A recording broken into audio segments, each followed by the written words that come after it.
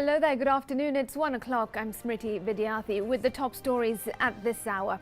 Health Cabinet Secretary Mutahi Kagwe is expected to visit the Kenyatta University Teaching and Referral Hospital. Kagwe will also be expected to give a status update on the country's COVID-19 fight at a time when some healthcare workers have threatened to down their tools due to what they term as poor pay and lack of proper gear to guard them against contracting the disease. As of yesterday, 605 more people tested positive for the coronavirus out of a sample size of 4,547 tested, which brought the number of infections up to 23,202. Well, Leila Mohammed is at the hospital now. Leila, the cases are growing and concern is also growing as to whether or not these health workers will indeed take action and down their tools during this critical time. What do you have for us? Well, as you say, Smriti, the time is ticking and the clock is also ticking as well. We have until Monday, the 10th of August, when we are expected to see what the nurses will take as their resolution, whether they will down their tools at an hour when the country needs them the most. But then again, they say the country has failed them to ensure that they are well taken care of, they are guarded against a virus that is being fought in any way, shape or form. So those will be some of the concerns that CS Kagwe will be expected to talk about this afternoon when he visits this facility, which, as we already know, has a huge number of COVID-19 patients.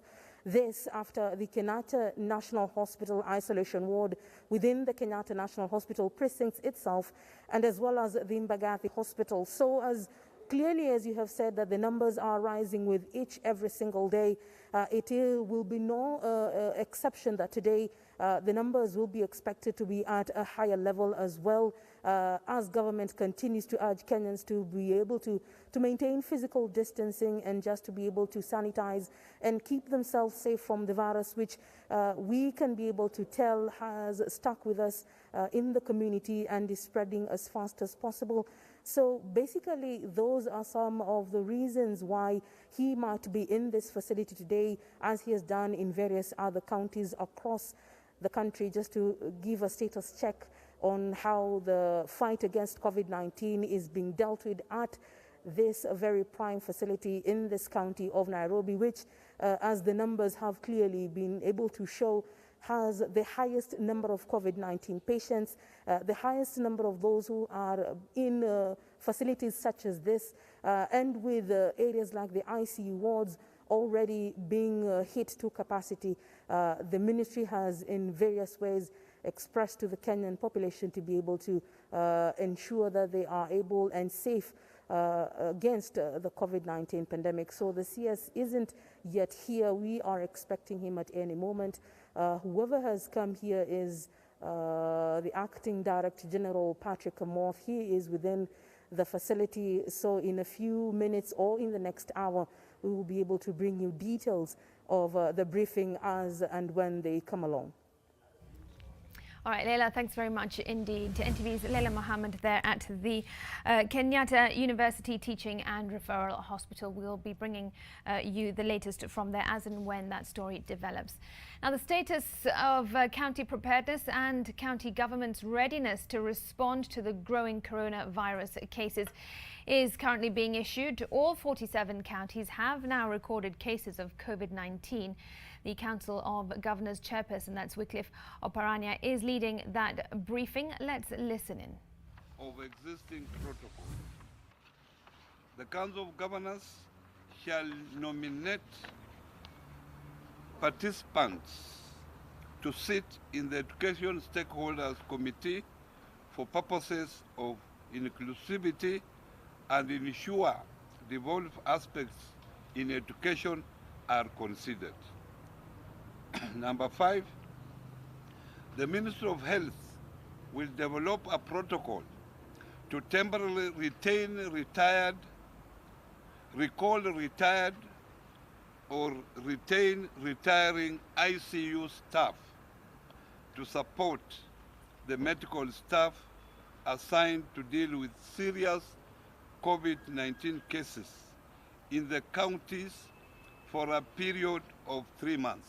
I want to emphasize this one because I've seen some union calling strikes that they will go to strikes if we recall retirees. These retirees were to be considered for special areas where there is a gap. But counties that do not have caps do not need actually to recall retired staff. Governor's Chairperson Wycliffe Oparanya speaking there. Well, Samburu is the latest county to record cases of COVID-19. On Tuesday, 8 people tested positive in Maralal town. Confirming the cases, the Samburu County's health executive officer said that most people in the region are not wearing personal protective equipment in public spaces. He's now calling on the people of Samburu County to follow the guidelines from the Ministry of Health and wear face masks and use sanitizers to help curb the spread of COVID-19. We have also put our priority in testing individuals working in public transport. Beginning tomorrow, we shall be testing all people who are working in public transport in Samburu. Now that we have cases, we move into the next phase, and that's response. Basically to control the number of those that are positive and to make sure that the curve in Samburu continues on a downward trend. And West Pokot County Governor John Lonyangapuo has raised concerns over the county's low testing capacity for the coronavirus. So far, only 163 tests have been conducted in that county, which has over 600,000 residents. The county reported its first case of COVID-19 just recently, but the tests have had to be taken or sent rather to the Moi Teaching and Referral Hospital in Eldoret, as the county doesn't have the testing capacity. This is due to the shortage of testing kits and personal protective equipment. He also encouraged residents not to buy into myths being propagated that holding rituals will cure COVID-19. Of government to pursue the possibility of acquiring these modules so that testing can be expanded with shorter turnaround time. Suppose we're able to do it in West Pokot, we could do it in less than 5 hours. Well, over 600,000, over 600 healthcare workers have tested positive for the coronavirus, which has weakened morale in the health sector, more so due to the social distancing that they have to adhere to from their loved ones. In a bid to keep them connected, Safaricom PLC will offer 5,500 healthcare workers identified by the Ministry of Health 12 GB data, 600 minutes of voice calls and 2,000 SMSs for the next 3 months. The offer was initially rolled out from April to June this year, but due to the rise in COVID-19 cases, the company decided to extend the offer to the healthcare workers until September this year. It is our hope that our contribution will go a long way in boosting the morale and keeping our frontline teams connected. To the rest of us, it is our plea that we continue taking all necessary steps to reduce the spread of the virus, and as the best way we can honor our valiant frontline workers. Alcohol served in hotels can only be done in the privacy of rooms. Tourism Cabinet Secretary Najib Balala issued the clarification on the ban of alcohol sale in restaurants, stating that hotels cannot serve alcoholic drinks in a public space. In a letter to the Kenya Association of Hotel Keepers and Caterers, Balala said the decision was arrived at after consultations with the Ministry of Health. Last week, President Uhuru Kenyatta banned the sale of alcoholic drinks in all restaurants in the country and directed that all bars remain closed indefinitely to slow down the rising rate of COVID-19 transmission in the country.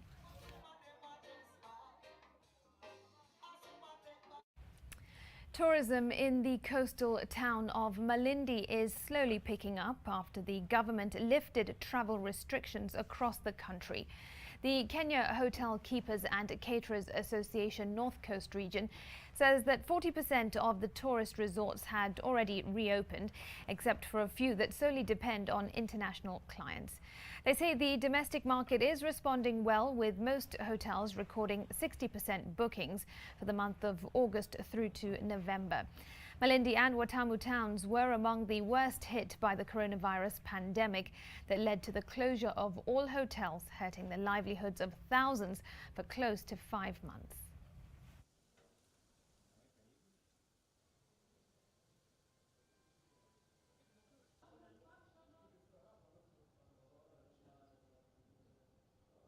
People have been waiting to travel, and it is happening.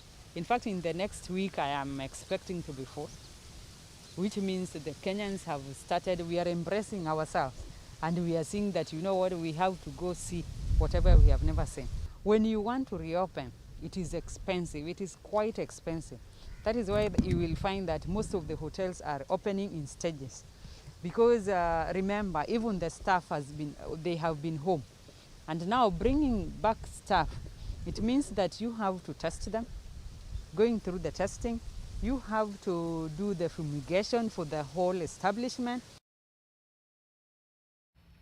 Away from the coronavirus now, and the heinous rape and murder of an 18-year-old girl in Kikuyu constituency has triggered anger amongst her friends and family, who are calling for speedy investigations.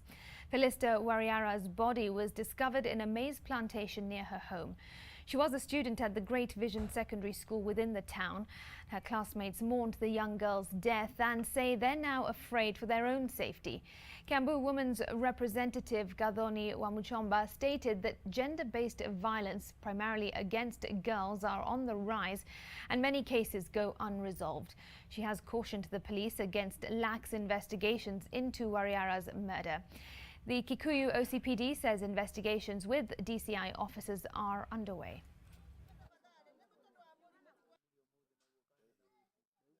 For 14 days, we are coming back here.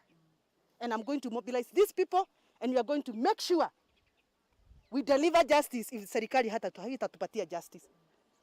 It cannot be ati mtoto akitumwa kuchukua chumvi saa moja, hawezi kuchukua chumvi kwa shosho yake. Hawezi chukua kitambaa alikuwa ameanika nje. Enough is enough. 5 school-going girls in Narok West sub-county have been married off during this COVID-19 pandemic. The 5, aged between 18 and 19, agreed with their families to get married once the girls completed Form 4. But the challenges surrounding the coronavirus pushed the families to marry off the girls sooner. Parents have been accused of laxity and availing phones to school-going children, which has exposed them to predators.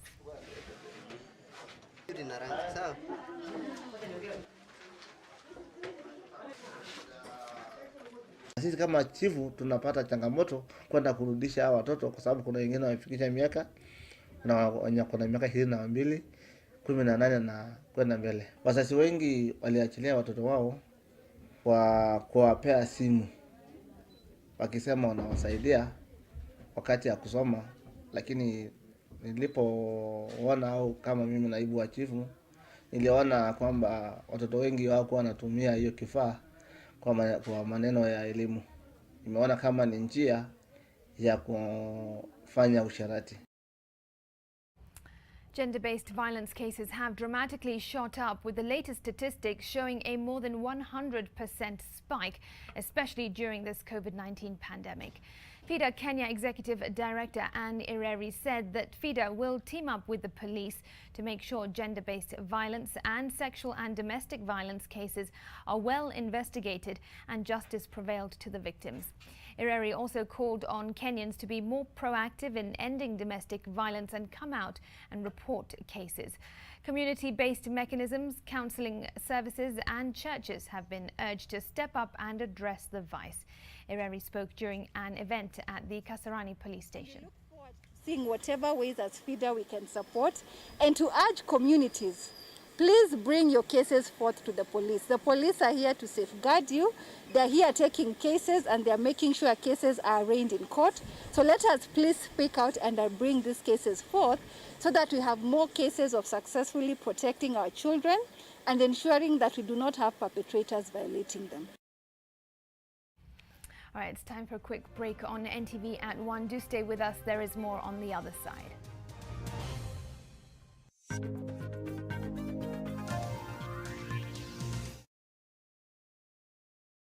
Introducing Ndovu Home Baking Flour and Ndovu Maize Meal, now in an attractive new packaging. Ndovu flours are fortified with vitamins and minerals to provide wholesome goodness for the whole family. Milled from a blend of the finest wheat, Ndovu all-purpose flour makes the most delicious chapatis, mandazis and all other pastries. Ndovu is readily available at your nearest shop. Ndovu Tosha. Sona moja imetengenezwa kwa njia spesheli ili kupambana na maumivu kwa haraka. Sona moja ina aspirin kama kiungo. Sona moja, kitulizo kamili. Maumivu yakizidi, pata ushauri wa daktari.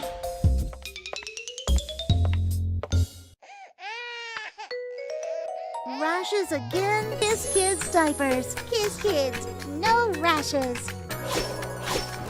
Kiss Kids, no rashes.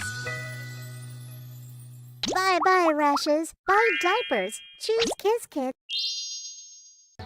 I expected more from you, David. Well, ma'am, I'm not disrespecting you. I devoted myself looking out for you and your children, and do I get any gratitude? Of course not. She always gets the credit. Martha worked hard to earn their love and affection. It's hard work, but you may want to try it.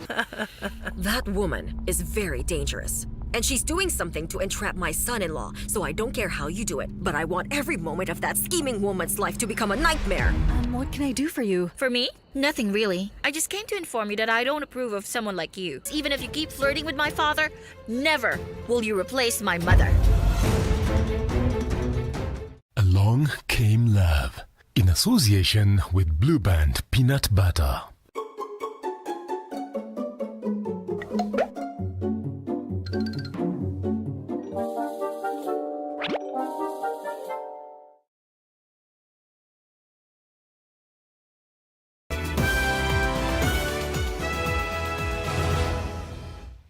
Welcome back. Some international news now, and rescuers are still searching for survivors in Beirut after an explosion at the port sowed devastation across the entire neighborhood on Tuesday.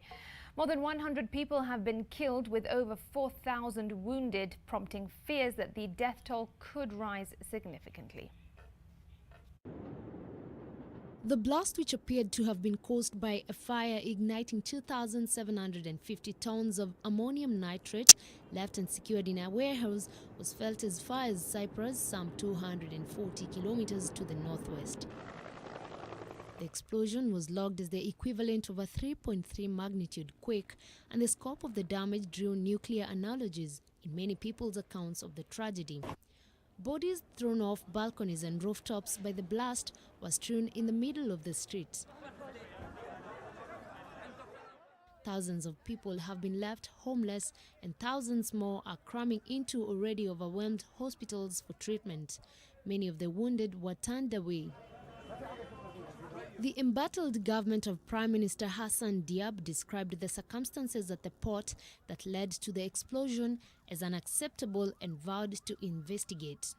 A crippling devaluation has sent poverty levels soaring to an estimated 50% of the population, and for a country so heavily reliant on imports, the obliteration of the main port signals more hardship ahead. Criticism of the government was already rife on social media, where Lebanese users argued that a disaster of such magnitude could only strike in a state whose institutions are crippled by incompetence and corruption. Late Tuesday, thousands of families drove out of Beirut to take their families to safety, but many others were left stranded without a roof, unable to go anywhere or unwilling to leave their gutted homes open to looters. The rescue effort was slowed down at night by the lack of electricity, which was already intermittent at best in much of the city before the explosion. Right, to Zimbabwe now, and President Emerson Mnangagwa on Tuesday warned he would flush out opponents as rights groups reported dozens of activists had been arrested in a crackdown on dissidents. Mnangagwa, who took over from longtime ruler Robert Mugabe after a coup in November 2017, said that his administration was facing, quote, many hurdles and attacks, including divisive politics of some opposition elements. All this was meant to undermine our projected economic growth and stability.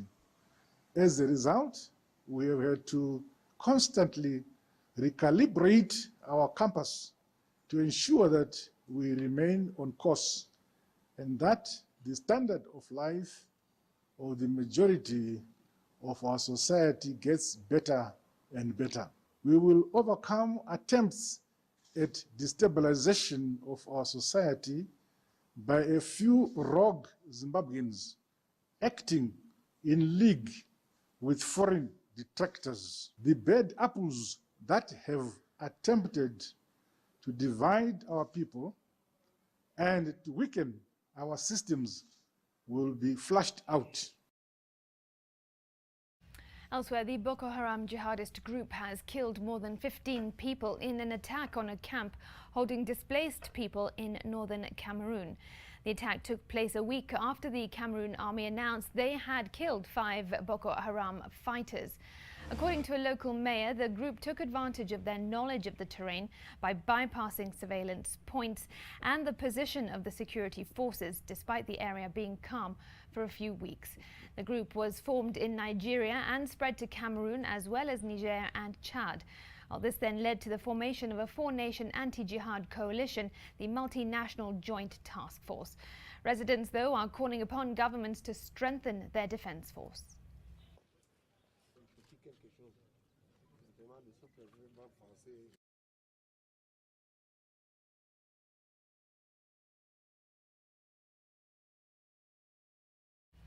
Now, the world's largest cargo plane, the massive Antonov An-225, landed at Israel's Ben Gurion International Airport on Monday, carrying U.S. military trucks to be fitted with an Israeli air defense system. Hundreds of aviation enthusiasts gathered near the airport ahead of the legendary plane's arrival to watch it swoop down to the ground.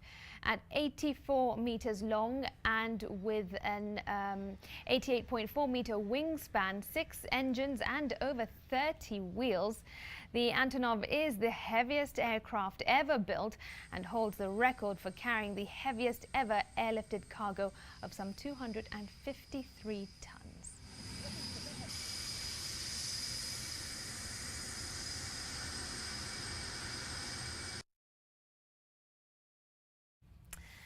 All right, now back home, and Samuel Mutua, a cobbler from Masinga in Machakos County, has a reason to smile after a fellow trader donated a motorized tricycle. Mutua has lived with disability since childhood and has been facing challenges due to the restriction of movement due to the COVID-19 pandemic. Our reporter Judith Charono has that story.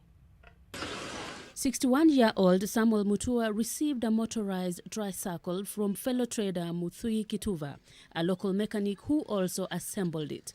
For many years, Mutua has been relying on his blind wife to push his old tricycle for over 3 kilometers daily. Huyo mwenye kujitolea, huyo ni mtu Mungu ameteremka kwake atuone sisi walemavu vile tunateswa ama vile tunateseka. Na yeye mwenyewe akajitolea akanitengenezea kitu kama hiki na kunisaidia kwenda mwendo wa haraka bila matatizo yoyote. The father of 7 says whenever his wife is unwell, he barely makes it to work. My call is for the leaders to come on the ground and identify those disabled persons and their need. Kituva said the innovation cost him about 80,000 shillings. He is calling on well-wishers to invest in local innovations. Judith Cherono, NTV. Now we need more people like that in this world, humble and kind, making a difference. Right, from that, let's shift focus now to the sports news. And Fulham made an instant return to the English Premier League on Tuesday, beating Brentford 2-1 at Wembley in what is regarded as the most lucrative game in world football.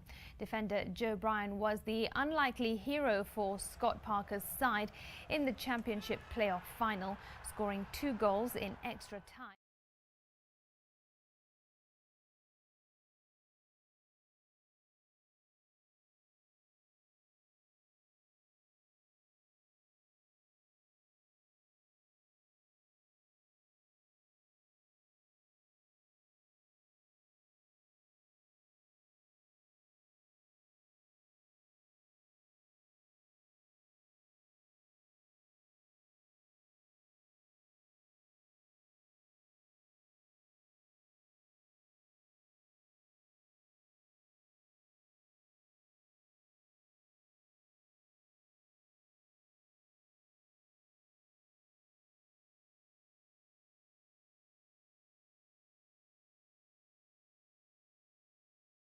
Finished third in the Premier League after an impressive end to the coronavirus-interrupted season, meaning they will return to the Champions League next season.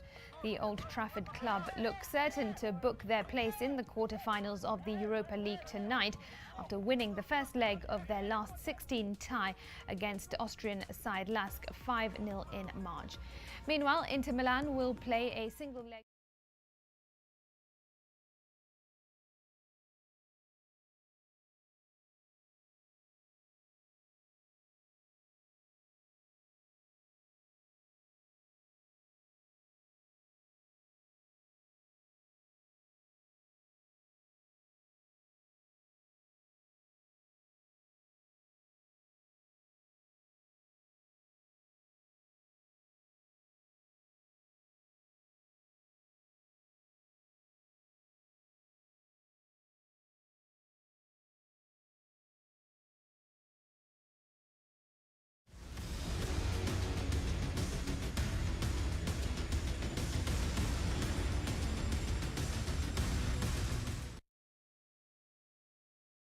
And the basketball now, and the NBA continued last night as Portland Trail Blazers defeated Houston Rockets 110-102.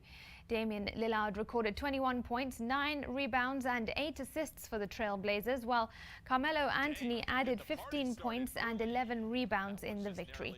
James Harden tallied 23 points, 6 rebounds and 9 assists.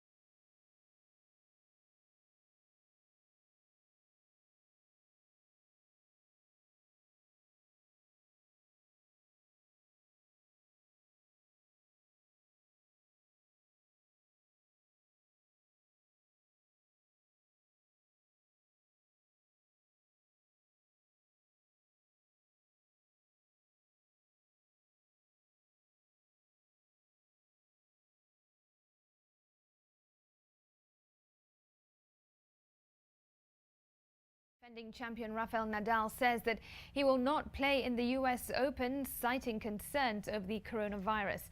The 34-year-old Spanish star also took aim at the international tennis schedule, which has been revised following disruptions sparked by COVID-19 shutdowns. The US Open in New York, scheduled for August 31st through to September 13th, will be followed a fortnight later by the French Open at Roland Garros. With Nadal's longtime rival Roger Federer already ruled out of the tournament as he recovers from knee surgery, the US Open will mark the first time since 1999 that neither player has featured in the main draw of a Grand Slam event. Nadal, who has 19 Grand Slam victories, could have equaled Federer's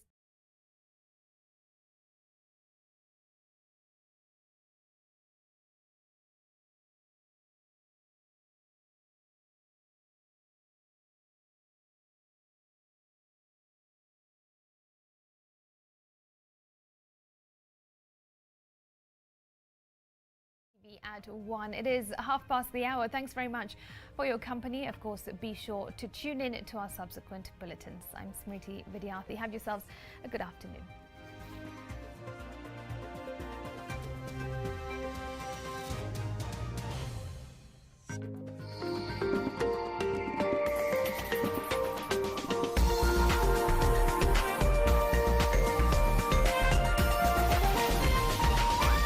This is NTV.